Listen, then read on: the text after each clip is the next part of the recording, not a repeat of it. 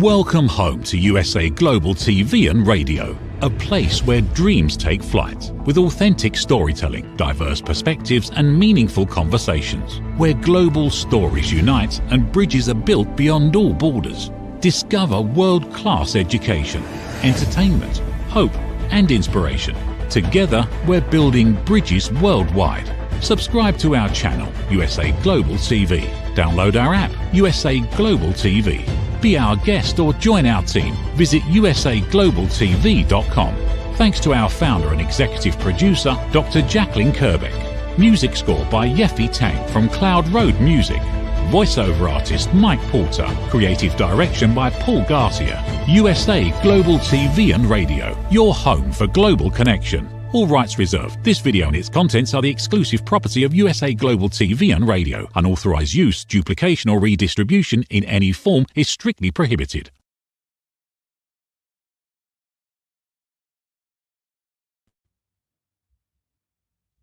Good morning, good afternoon, good evening, and welcome home to USA Global TV and Radio, where today's show is Authentic Achievements.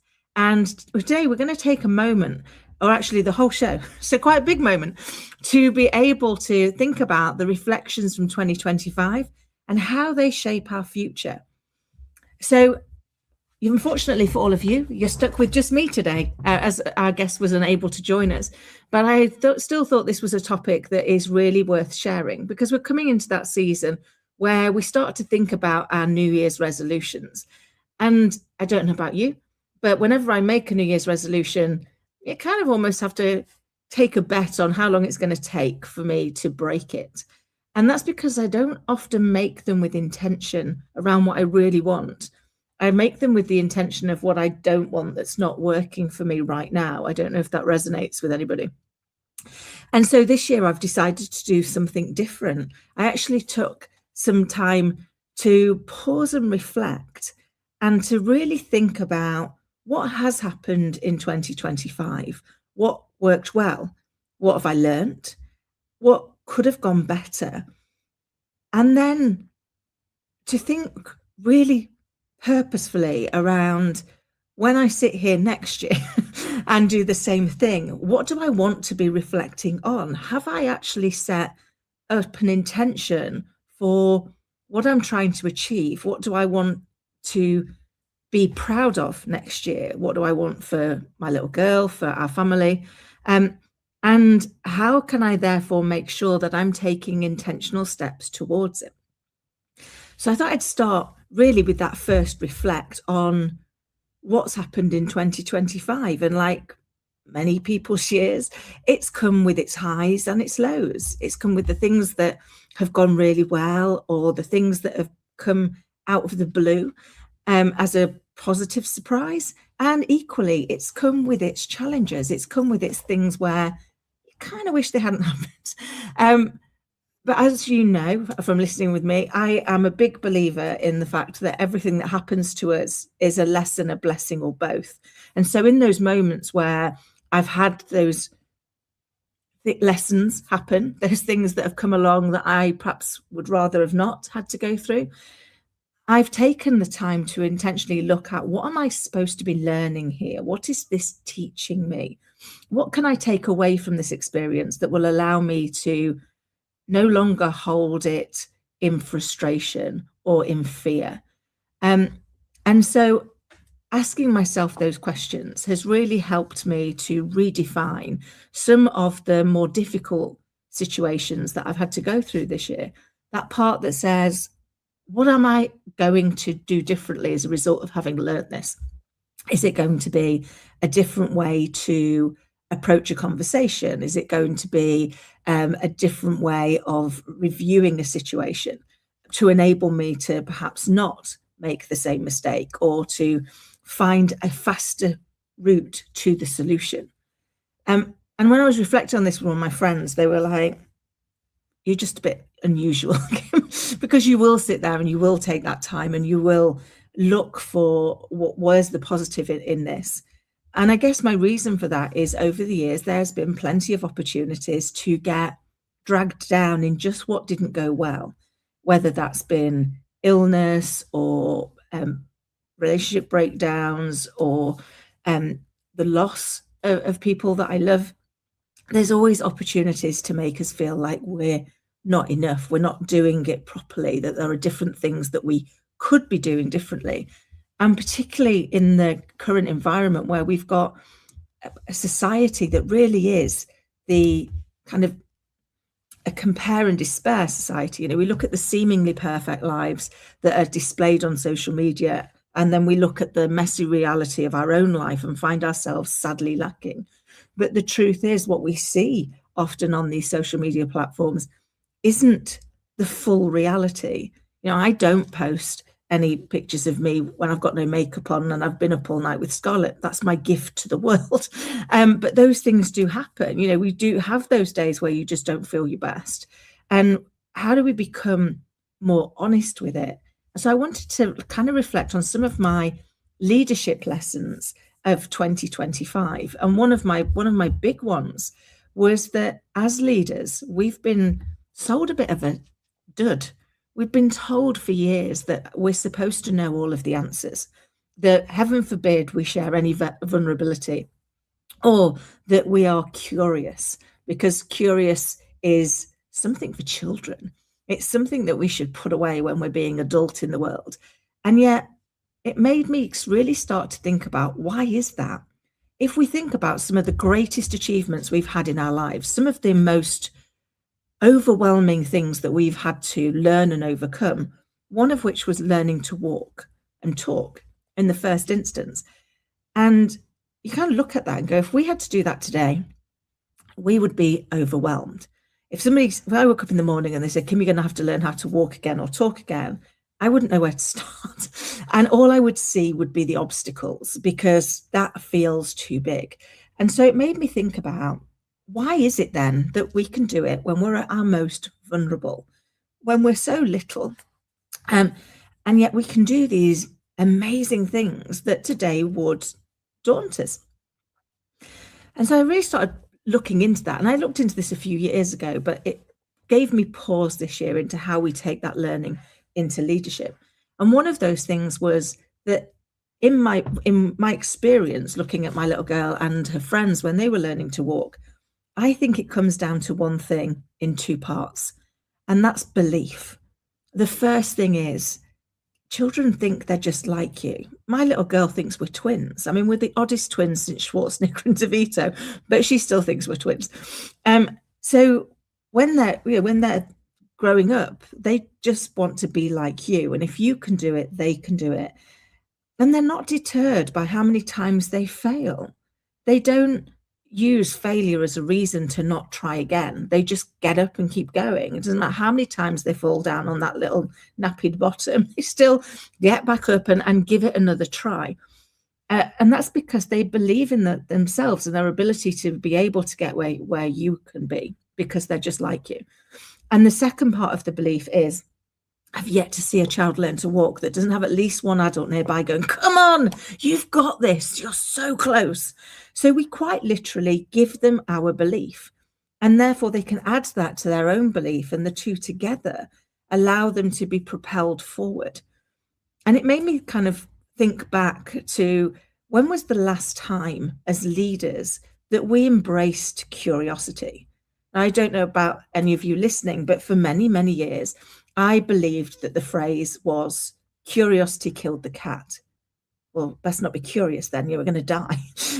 It's definitely one to be pulled away from. It's definitely not something that should be encouraged. And it wasn't until I was researching my latest book that I came across the actual full phrase. And the full phrase is, curiosity killed the cat and satisfaction brought it back. So whilst the curiosity killed the version of itself that the cat had, the satisfaction in what it learned and how it grew brought back its new version, its next iteration. And that made me reflect on my leadership journey and the things that I've learned over the years, things that I did as a leader 30 years ago that I would be horrified to do today. And that was because of evolving, of being present, of gaining feedback, of listening to people about what landed, what didn't land, of how it felt. to be led by me and how it felt to lead as me. And I think often we kind of avoid asking ourselves those questions about feelings, or asking other people those questions about feelings, as if almost feelings are to be dismissed. And yet we know, neuroscientifically proven, that our emotional brain responds 24 times faster than our thinking brain. And for me, this year, one of my big breakthroughs has been leaning into that emotional brain and saying, well, hold on, how's this feeling for me right now? What's coming up for me? What's going on? But also being open to ask those questions of the people that I work with, or my friends, or people that I meet, to just understand, how does it feel?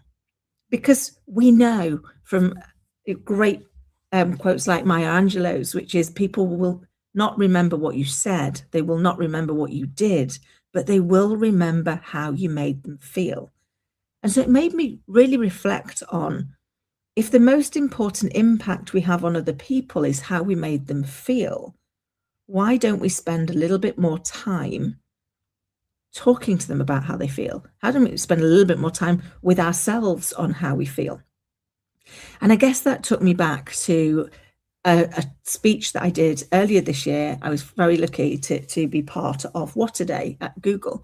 And it was on the future of leadership. And for me, my reflections from the last few years, but particularly in this year and heading into next year and the book, has been that I believe in the ever evolving, digitally advanced world that we are living in and leading in, that actually some of the most important qualities that we need to really dig deep on, that we really need to understand more and be more intentional with, is, the first one is curiosity. And so the question I would ask you to just reflect on, should you want to, it's an invite, not a demand, is, when was the last time you were genuinely curious? Whether that's with your team, whether that's with yourself, whether that's with your family. When was the last time you asked a question that you genuinely didn't know the answer to? And then the next one, I think, is about presence. We're constantly on these days. You're ever scrolling. You've always got something else that's going on in your world that you've got to think about. And so my second invitation to the room was, when was the last time you were genuinely present? When were you present to the situation without your mental to-do list, without scrolling through your phone, without thinking about the emails you've not sent yet or what needs to be done next, and were just really wholly present in the moment, whether that's with somebody else or whether it's with yourself? Because I don't know about the rest of you, but I'm just as bad at scrolling and ignoring myself as I am doing it when I'm busy with other things.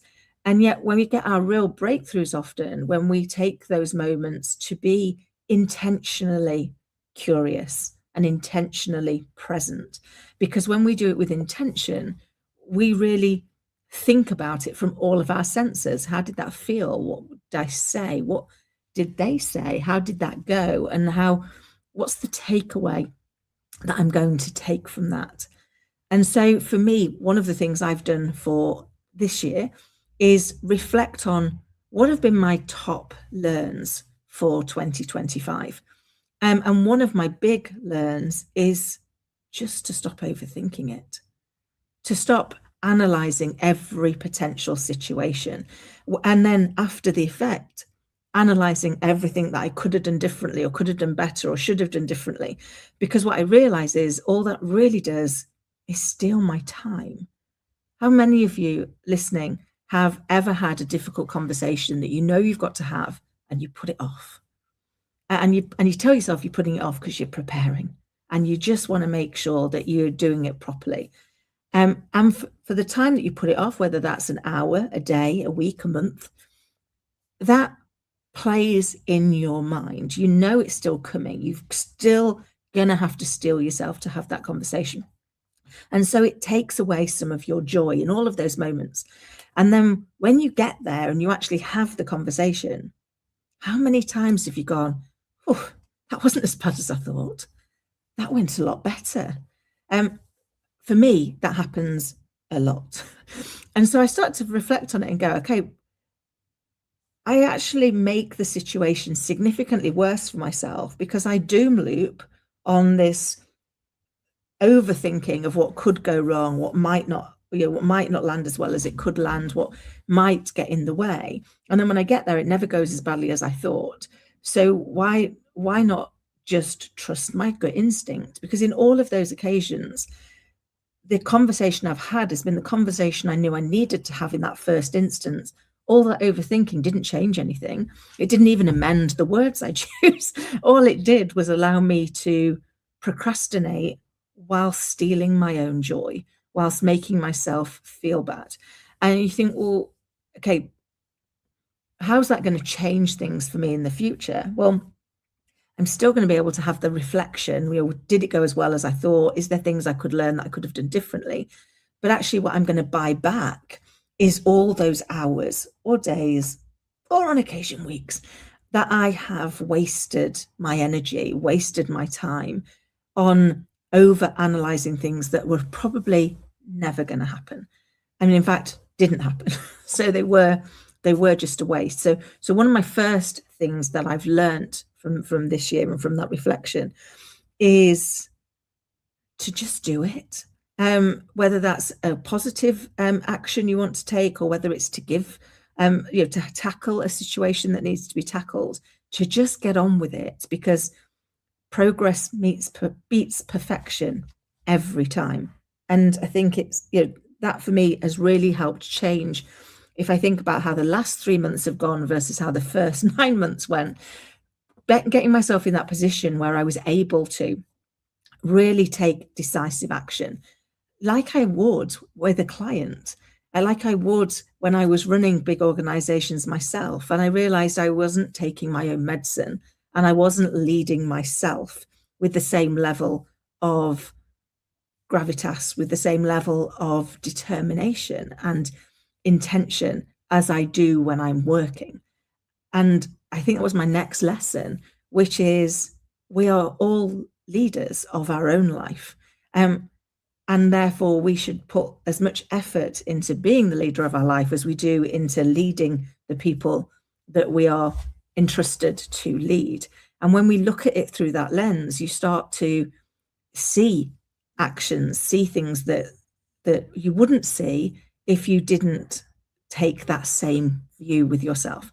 So I think for me that those lessons were giving myself permission to be human, giving myself permission to actually share that I might not know the answer, being open to somebody else learning. And that was another key reflection for me. For many years, I believed and told everybody that I had made my career out of asking the dumb girl questions, the seemingly unintelligent ones around, well, why do we do this like this? And how do we get to that point? And actually what I now realize, having spent the year writing the book and really distilling all my lessons and having interviewed some amazing people, is what I did was I asked the curious questions, the questions where I didn't know the answer, but I wanted to know the answer because the answer was going to help me learn. And it led me to remember something, I think it was in Napoleon Hill's book, but he talked about when Henry Ford had taken, I think it was the Chicago Tribune, to court for slander, because they'd basically reported that he was an uneducated buffoon of a man. And he took umbrage at this. And when they went to court, they asked impertinent question after impertinent question, all designed to prove their point that he was an uneducated buffoon of a man.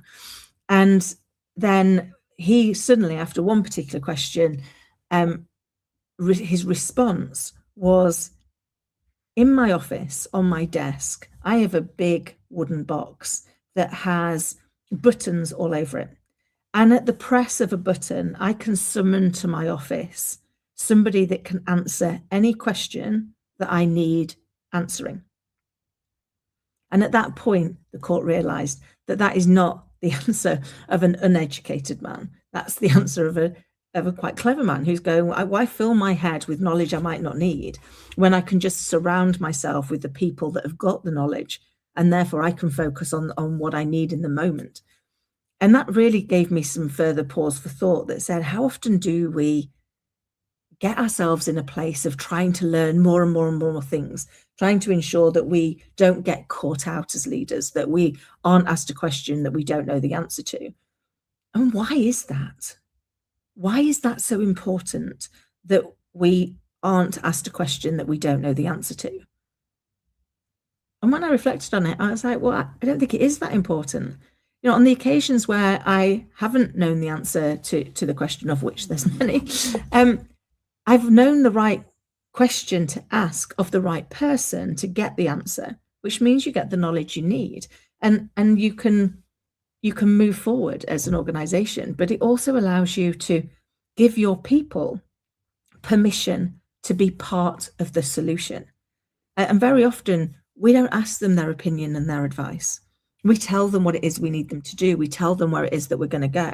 But when did we last ask them, what do you think's going well here? What do you think might not be going so well? What is it you think we know that we might not know? Because in all the organizations that I've worked in, probably my favorite question to ask is, what is the daftest thing we make you do? And whenever I've asked that, I've had people go, why do you ask that question? I'm like, because I guarantee your people will be doing something that they think is ridiculous, that they think adds no value, that they don't understand, and they assume you know they're doing it, and they don't. And that's your low-hanging fruit to be able to really drive your organization forward, is understand at every level, what are the things where people go, I don't know why we're doing this. This seems to add no value. Because one, it is silently destroying their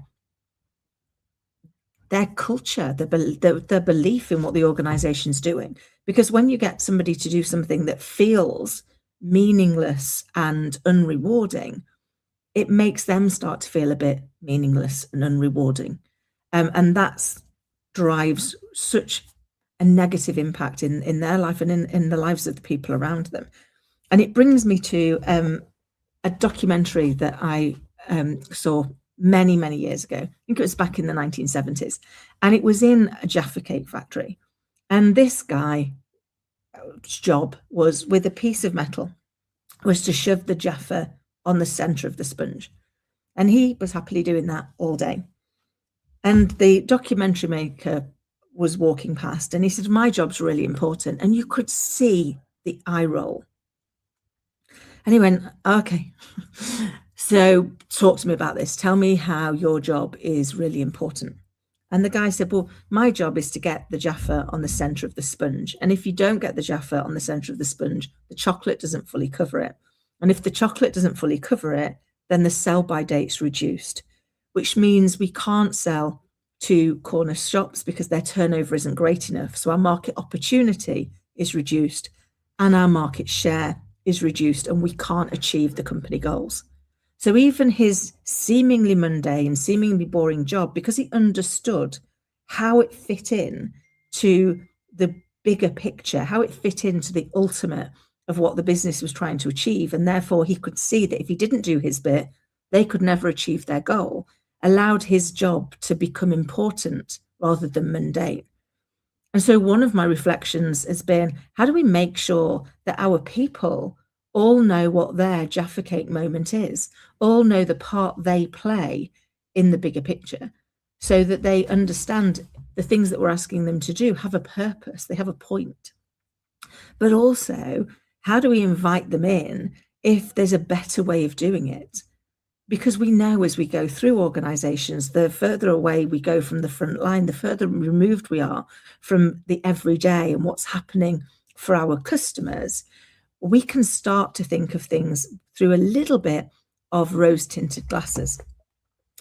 And so for me, as I've come to the end of this year, there have been those big reflections on, have I done that for my team? Have I helped my clients do that for their teams? Are we all much clearer now on what it is we need to do and how do we ensure it's being done? Because one of the other things that I hear a lot from people that I talk to is the minute you talk about risk and governance, everybody goes, ugh. I mean, it doesn't sound like the fun stuff, does it? We've got risk and governance in place. And yet we know in life, everything comes with risk, but it also comes with a need for us to regulate that, to understand. And some of those risks are positive and some of those risks are negative. But once we're owning them, once we understand them, then we can take mitigating action. We can say, how do we ensure that this thing we don't want to have happen doesn't happen? How do we ensure that this thing that we do want to have happen happens? And that's all about the intentional steps that we take towards it. And the governance piece is holding ourselves and our feet to the fire of, did we do what we said we'd do when we said we'd do it? And if we didn't, why didn't we? And what could we put in place next time to ensure that we do, so that we constantly learn and grow from it? And risk and governance was something that I hadn't realized played such a big part in my life. But as a woman and as a mother, we risk assess constantly. Is it okay for me to walk down this street? Is it okay for the children to do this? Is they going to be safe if we do that? What do I need to consider before we take this action to make sure that we are going to get there safely and we're going to get there on time and with what we want to do? And yet those seemingly small questions that we constantly ask ourselves are our human form of risk assessing and providing ourselves with the confidence that we can move forward. And then I think my final reflection was intentionality. So I realized as I headed into 2025, as I left 2024, it was very much more around looking back and going, well, I want to resolve these things. Even the word resolution tells you you're fixing a problem. And so we come at it with a problem to solve, instead of looking at actually, where do I want to be? What do I want to achieve? What am I putting out into the universe to say, this is where I'm going, this is what I want to do. And so as we got to, I kind of probably midway through the year, I started to think about things much more intentionally, much more around actually, what do I want the end of the year to look like? What do I want my life to look like? How do I want to show up as a mother, as a friend, as a colleague, as an advisor? And since I did that, things moved so much faster. Since setting that intention of where I wanted to go and what I wanted to do, and therefore using that as almost a barometer when new opportunities or ideas come in, that goes, does this meet what I've said is my intention, or does it distract? That I've been able to achieve so much more than I'd done in the first half of the year, in the last few years.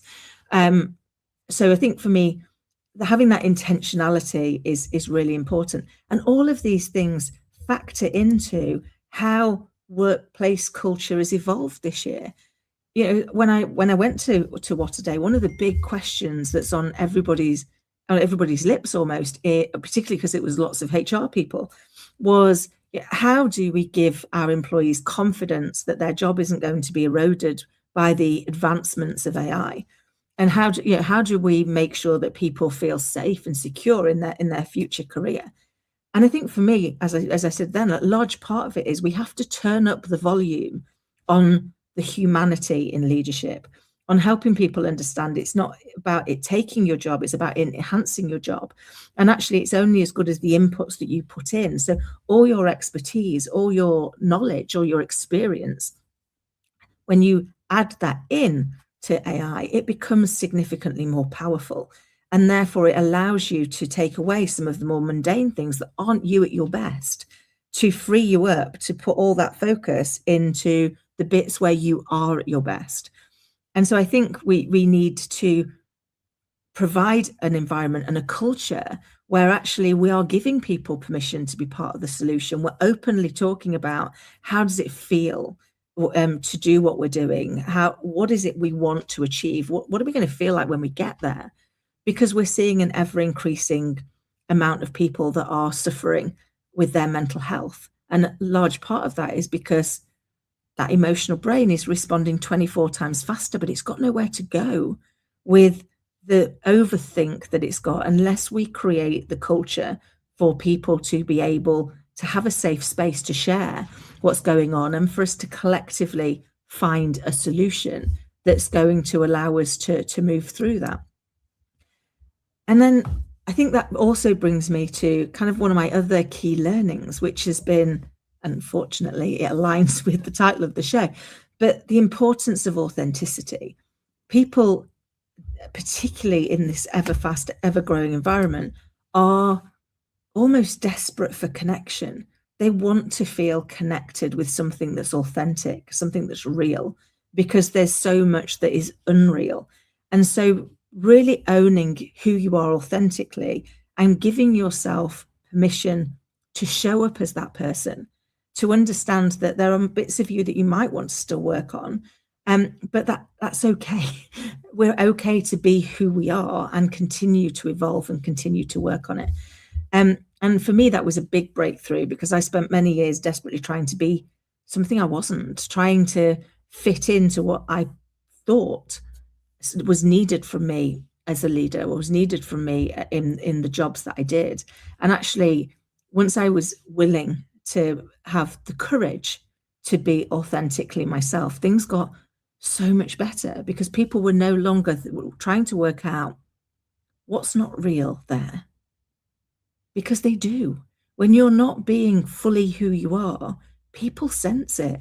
And therefore, they spend all of their time being distracted, trying to work out what it is you're hiding. Whereas when you give yourself permission to show up as who you are, then they're no longer looking for the thing you're hiding because you're not hiding it. And I guess for me, when we think about all of these things, the world is an ever uncertain place. And when we are uncertain, that can make a real impact on decision making and growth. And having consulted at this level for coming up for 12 years, the things that I've learned is we have to learn as leaders to be comfortable with the uncomfortable. The one thing guaranteed in life is uncertainty. And all we can do, therefore, is get comfortable with that and make the best decisions we can with the information that we've got available. And then keep reviewing them. Do we have new information now that means we need to change direction slightly? And recognize that every success and every failure is just more data to enable us to make better, more informed decisions as we move forward into an uncertain world. And that can be easy to say and hard to do. But I guess for me, the thing that holds me steady is every single one of us has survived 100% of the shots that life's taken at them so far. That's a pretty good batting average. And that should give us some confidence that if we follow the constant learning, the constant reviewing and the iteration, because if you look at all of the big successes in life, whether it was the finding of a light bulb. You talked Thomas Edison has a great quote, which is, "I didn't find one way to create the light bulb. I found 10,000 ways not to do it." And what he did was he kept iterating. He kept looking what could be different, what could go slightly. It wasn't rip it up and start again. It was constantly reviewing for what are the one or two little levers that we could change, the little levers we could drive. But you take that attitude into your organization, into your culture, and invite everybody else to do it as well. And imagine how much faster you will get there. And I think, so for me, when I'm thinking about how reflection shapes better leadership and better impact, it really is down to that, looking for those iterations, looking for those elements that go, this is doing okay, but are there any parts of it that could go better? Or this isn't going as well as expected, but are there parts of it that are doing really well? And so how do we make sure that we are just in that space of constant iteration? And for me, that kind of pulls us back to where I started today's show, which is around the skills I think we need, not just as leaders, but in life. to turn the volume upon is to be curious. What's going on in my world? What's going on in your world? What's going on in the environment, in the economy, in the world as a whole? Because the more we're curious, and the reason why for me curiosity is so important is when we're curious, we seek information without judgment. We're not seeking to tell you you're wrong and prove that we're right. We're just interested. We want to learn something that we didn't know before. And so I think curiosity is crucial. I think intentionality is crucial, because if we were just curious, we could fall foul of being that toddler that just goes, but why? But why? But why? And I don't think that's a life any of us would really want to live. So being intentional about our curiosity, what is it I want to open my mind to and learn from and see where that takes us. And then being really present. So one of my biggest takeaways from 2025 has been putting in moments of thinking. I was that busy doing and had a to-do list longer than I am tall, and realized that how much of our time do we waste simply doing tasks that actually weren't important in 5 days' time. If we'd not got to them, the world wouldn't have ended. It wasn't that important. And yet we tick them off first because we know we can get them done.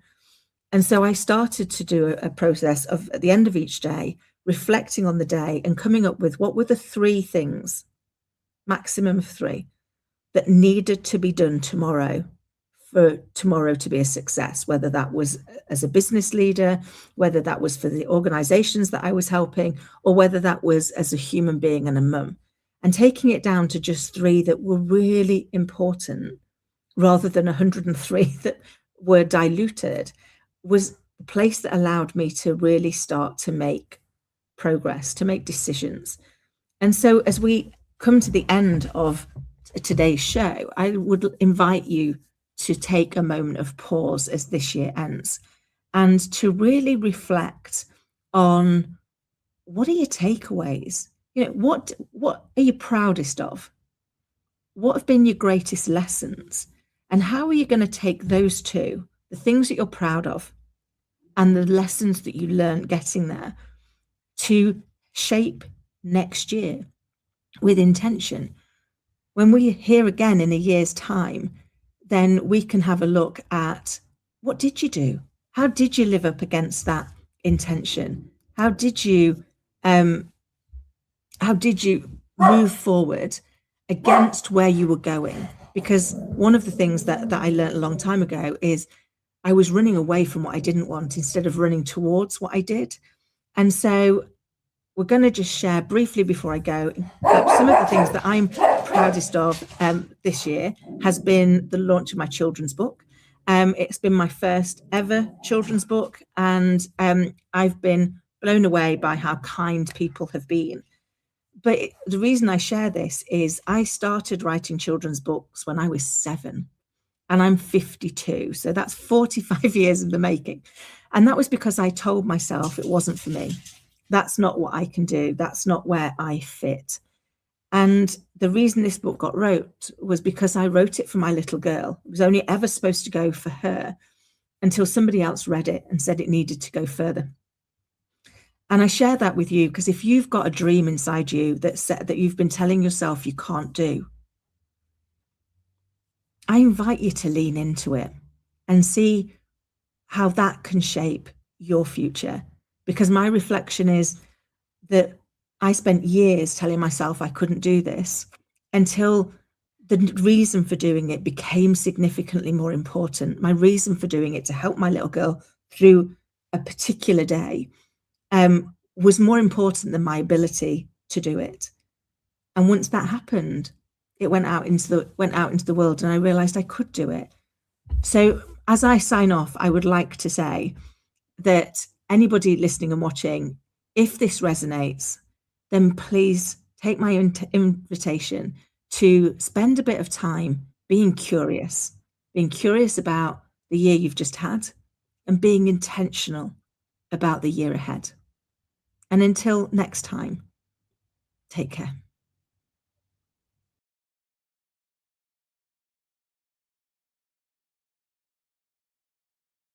Get ready to wear the brand that's changing the world of media.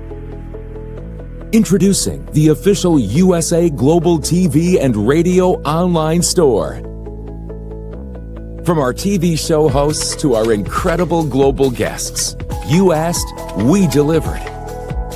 Rep your appearance with pride. Whether you've been on air, hosted a show, or tuned in, we have something just for you.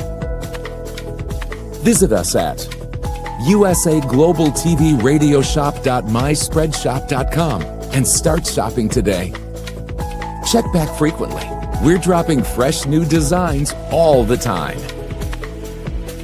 Showcase your role in our global community.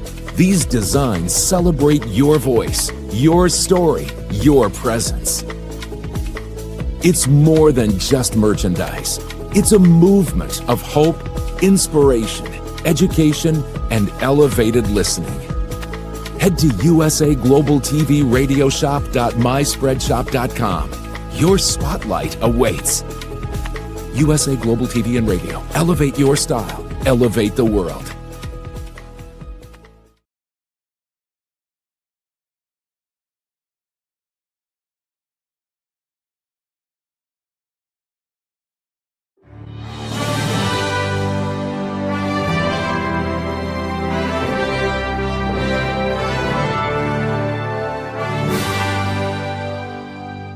Which of these 5 statements sounds mostly like you?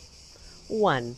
I often wake up in the middle of the night worrying about my future. 2. I'm angry or resentful towards a specific person. 3. I have anxious, obsessive, compulsive thoughts throughout the day. 4. I have an addiction like smoking, drinking, shopping, sugar, or social media. And 5. I feel that I'm wasting away my life. Hello, I'm Dr. Alkistis Agio, and for over 25 years, I've been coaching and training people from all over the world to transform their fears, insecurities, anxiety, and anger into mental and emotional freedom. I'm confident that my simple 3-step method based on Greek philosophy can help you to transform into the joyful, confident, free human being that you deserve to be. I want to invite you to join my weekly online coaching group to finally get the results that you want. Look, you've tried it alone so far and you've had some okay results, but let's face it, you're still feeling stuck right now, spinning your wheels. Einstein said that insanity is doing the same thing over and over again and expecting different results. Now, unless you realize this as a fact, that you are a prisoner of your own mind, you can't move forward. I'm here to support you, as well as the whole community that we are co-creating. Stop feeling stuck. Stop feeling depressed. You don't have to do it alone, and alone isn't working anyway. Sign up today, and I'll meet you on the inside of our amazing weekly group call. I guarantee that you'll make progress from the very first session.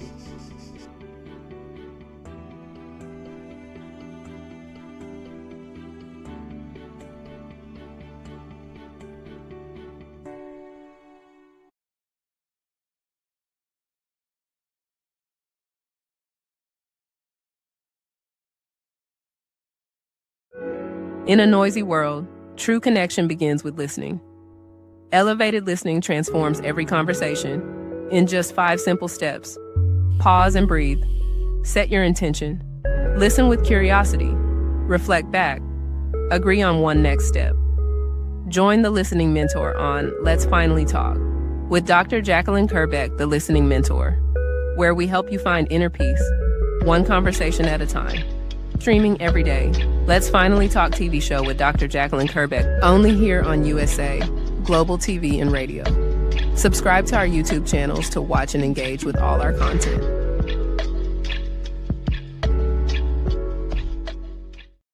Thank you, viewers and listeners of USA Global TV and Radio, for joining us today. We're honoured to have your time and attention as part of our global community.